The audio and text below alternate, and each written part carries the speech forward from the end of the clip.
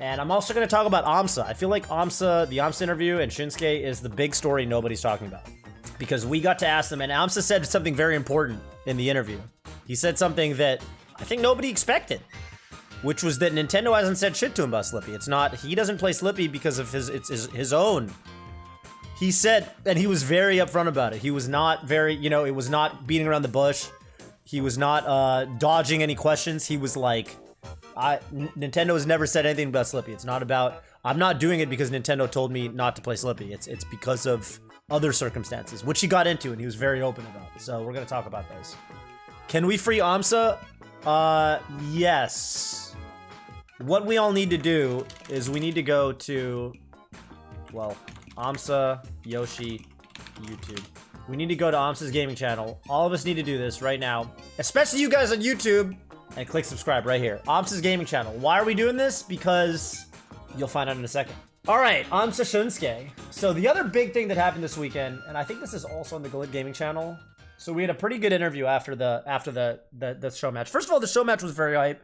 If you haven't watched the show match, I'm not going to spoil the winner, but I will spoil that it came down to game 7. Oh. Came down to game fucking 7, and it was a very, very close set, and it was actually incredible play. I predicted before the set on Twitter, I predicted that Shinsuke was going to give us a show, and boy, did he give us a show. Obviously, we know aMSa's going to bring... I'm focusing on Shinsuke here because I assume most people don't know who he is, whereas people know who aMSa is. Shinsuke is really good. I think if you watch this, you'll be like, oh, fuck, this guy Shinsuke is fucking incredible. He does travel. I mean, he used to... His English is pretty good because he studied it in University of British Columbia for a couple of years, so he was in Canada. He played in Apex 2015. He was in that bracket. So he travels sometimes, and...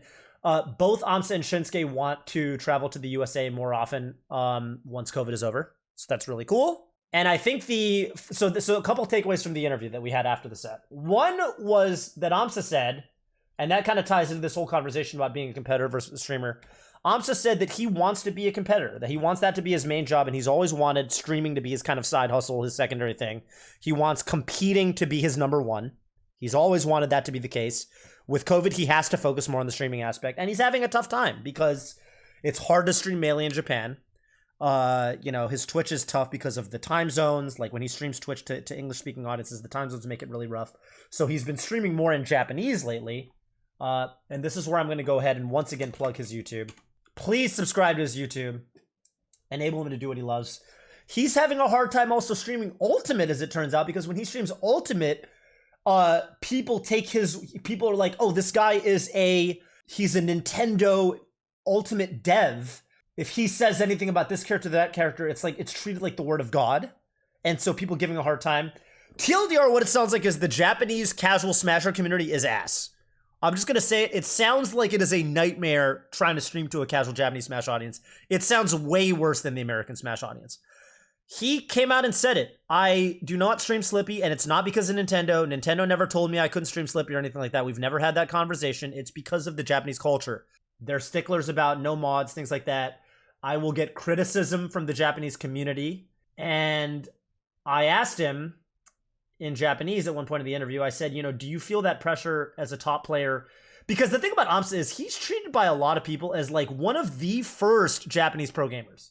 Like, he is a representative of not just Smash, but pro gaming in Japan. He was one of the first pro gamers, really.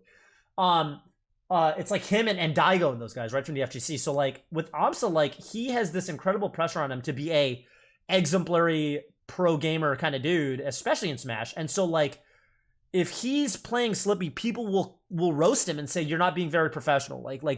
It's this really weird situation where... And so he can't stream Ultimate, he feels like, because people grill him for like if he says anything about the game, like people grill him because they're like, this Nintendo dev, blah blah blah blah blah. And he can't do Slippi because he feels like he says that even if he wasn't affiliated with Nintendo, he might not even really feel comfortable streaming Slippi with the way the Japanese casual community is. And so he's kind of doing he's doing Break the Targets. He's doing Melee stuff, offline Smash Fest, but Shinsuke can't come over all the time, so he can't always be just streaming offline Melee. And so he's doing a lot of commentary over his old sets. Here's a match. He's doing like commentary over his old set with Mewtwo King. So he's trying to find other ways to do Melee content.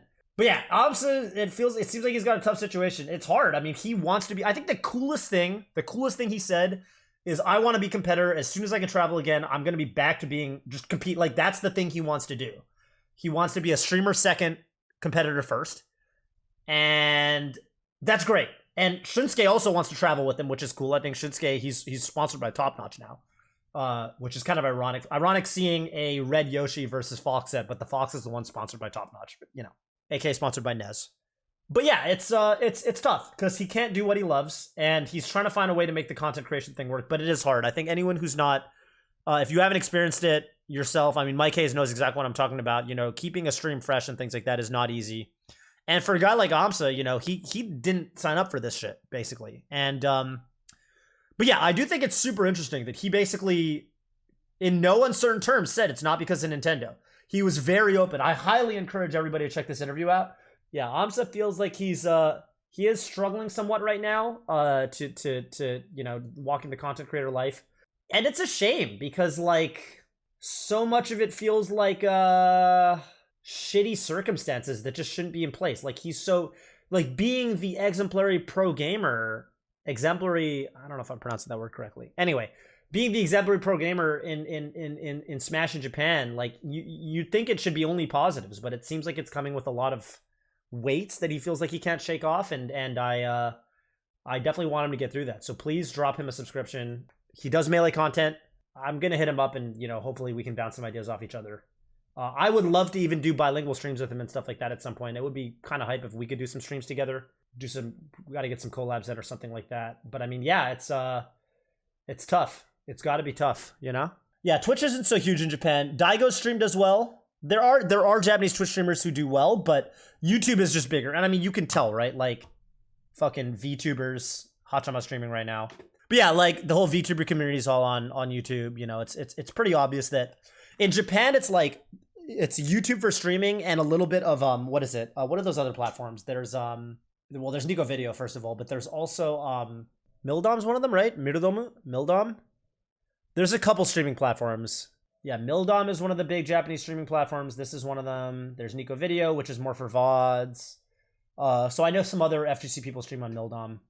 So their landscape just looks different. It's like YouTube, they'll do like streams on YouTube and then they'll upload the highlights to Nico Video, the way we do streams on Twitch and upload the highlights to YouTube. So yeah, it's just a different landscape.